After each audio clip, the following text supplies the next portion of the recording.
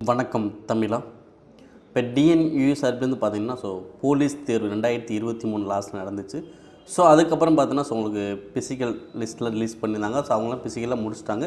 இப்போ ரீசெண்ட் என்ன பண்ணாங்க பார்த்தீங்கன்னா அடிஷ்னல் கேண்டிடேட்ஸுக்கும் பார்த்தீங்கன்னா சிவி, பிஎம்டி, இடி, பிஇடி தேர்வுக்கு பார்த்தீங்கன்னா திரும்பவும் ஒரு 8000 மேற்பட்ட ஸ்டூடெண்ட்ஸ்க்கு பார்த்தீங்கன்னா திரும்பவும் கூப்பிட்டுருக்காங்க.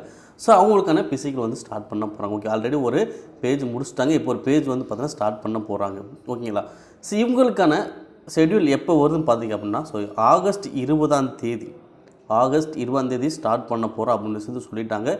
உங்களுக்கு இன்னும் 20 நாட்கள் தான் இருக்குது. அதனால் இந்த அடிஷ்னல் கேண்டிடேட்ஸ் நீங்கள் செலக்ட் ஆகிருந்தீங்க அப்படின்னா கண்டிப்பாக உங்களை முழு முயற்சியை கொடுங்க, முழு மதிப்பெண் எடுங்க. நம்மளுக்கு வாய்ப்பு இருக்கக்கூடிய பட்சத்தில் கண்டிப்பாக நம்மளுக்கு வேலை கிடைக்கும். ஓகேங்களா.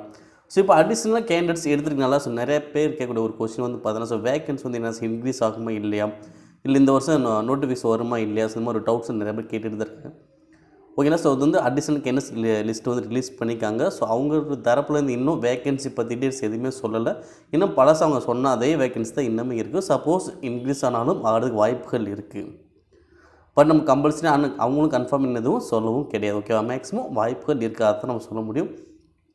அதே மாதிரி பார்த்திங்கன்னா இந்த இயற்கான போலீஸ் நோட்டிஃபிகேஷன் கண்டிப்பாக அதுவும் இருக்கும். ஓகேங்களா. ஏன்னா இப்போ எஸ்ஐ, எஸ்ஓ இதுக்கான நோட்டிஃபிகேஷன் விரைவில் வரப்போகுது. ஏன்னா அங்கேயும் பார்த்தீங்கன்னா இதே மாதிரி அடிஷனல் கேண்டிடேட்ஸ் கொடுத்து அவங்களுக்கான பிசிக்கல் பார்த்தா இந்த ஆகஸ்ட் ஃபஸ்ட் வீக்கில் அவங்க ஸ்டார்ட் பண்ண போகிறாங்க. அந்த ப்ராசஸ் முடிஞ்சு அவங்க ஓவரால் என்ன பண்ணுவாங்க லிஸ்ட்டு ரிலீஸ் பண்ணி அந்த ப்ராசஸ் முடிஞ்சதுக்கப்புறம் கண்டிப்பாக நோட்டிஃபிகேஷன் வரும் எஸ்ஐ, எஸ்ஓ தேர்வுக்கு. அதே மாதிரி போலீஸுக்கு பார்த்தீங்கன்னா இந்த பிசிக்கல் முடிச்சுட்டு அவங்களுக்கு ஓவராலாக லிஸ்ட்டு வந்ததுக்கப்புறம் போலீஸுக்கான நோட்டிஃபிகேஷன் நம்மளுக்கு வரும். ஓகேவா.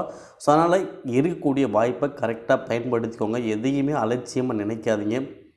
ஓகேவா. அப்போ ஆகஸ்ட் 20 ஸ்டார்ட் பண்ண போகிறோன்னு சொன்னனால நீங்கள் இப்போ என்ன பண்ணலாம், இந்த 20 நாட்கள் உங்களோட முயற்சியை கரெக்டாக போடுங்க, கரெக்டாக ப்ராக்டிஸ் பண்ணுங்கள், நல்லா டெஸ்ட் பண்ணி பாருங்கள்.